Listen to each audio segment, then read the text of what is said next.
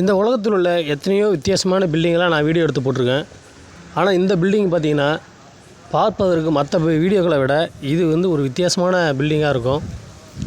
ஏன் அப்படின்னா இது சிமெண்ட்டு மூலயமா கட்டப்பட்ட பில்டிங் மாதிரியே தெரியாது, கொஞ்சம் வித்தியாசமாக இருக்கும்.